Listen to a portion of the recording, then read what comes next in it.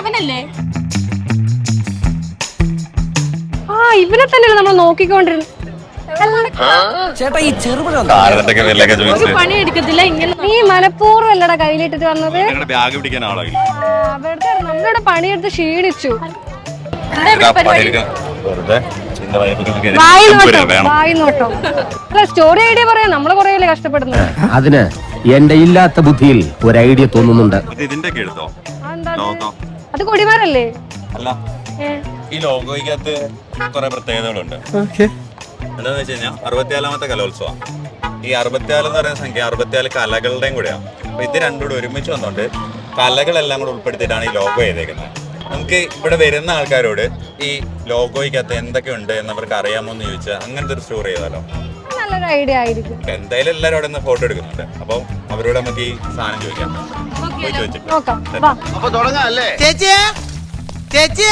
അല്ല, നിങ്ങൾ ഫോട്ടോ ഒക്കെ പോസ്റ്റ് ചെയ്യുന്ന കണ്ടിട്ട് വന്നതാ. ഈ ഇതിന്റെ ഒരു അർത്ഥം എന്താണെന്നറിയോ? അപ്പൊ ഞങ്ങള് ചോദിച്ചത് ആള് ചോദിച്ചു ചൂലാണോന്നാണ് ചോദിച്ചത്. നീ പൊന്നപ്പനല്ലടാ, തങ്കപ്പൻ, തങ്കപ്പൻ. ഇവന് വേറെ എന്തോ തോന്നുന്നുണ്ട്. അതെ, 64 അല്ല 61 പറയുന്നത്. എന്തുകൊണ്ടാണ് അങ്ങനെ പറഞ്ഞത്? എന്റെ പൊന്നു സാറേ, എനിക്കറിയാൻ പാടില്ല. ഇത് എത്രാമത്തെ കലോത്സവ? എനിക്ക് സാറേ അറിയൂ, വായിക്കാറില്ലല്ലോ. തൃശ്ശൂര് ആലോചിക്കുമ്പോ ഫസ്റ്റ് എന്താ ഓർമ്മ വരിക? തൃശ്ശൂർന്ന് കേൾക്കുമ്പോ തൃശ്ശൂർ പൂരത്തിൽ എന്താ മെയിൻ ആയിട്ടുള്ളത്? ആന. അതല്ലേ? വീണ. അമ്പും വില്ലോ? അമ്പും വില്ലും കണ്ടുപിടിച്ച ആളാണ് ലോഗോ. ഏതാ അമ്പ്, ഏതാണ് വില്ല്, ഏതാണ്? ഞാൻ മാത്രമേ കണ്ടുള്ളൂ. സൈഡില് നേരെ കാണുന്നത് എന്താ? കൊടിമരം. അത് ഞാൻ താഴത്തെ വാള കണ്ടു. വീണ കണ്ടോ? വീണയാണോ അമ്പായിട്ട് തോന്നിയത്? അല്ല, ഫ്ലാഗ് തൂക്കിയിട്ടത് ആ ഭാഗം. അതെന്താ?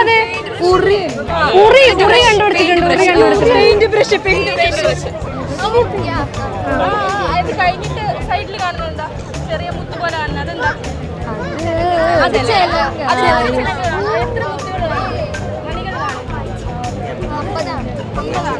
എണ്ണിക്കഴിഞ്ഞാ?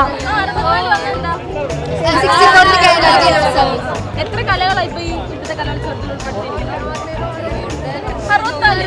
അപ്പൊ 64 കലകളും 64ാമത് കലോത്സവം 64. ഓക്കെ.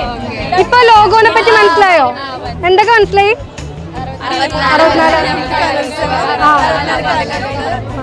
മണവാളാൻ സൽസിന്റെ പേരിലും എന്റെ വ്യക്തിപരമായ പേരിലും ഞാൻ നന്ദി രേഖപ്പെടുത്തിക്കൊള്ളുന്നു.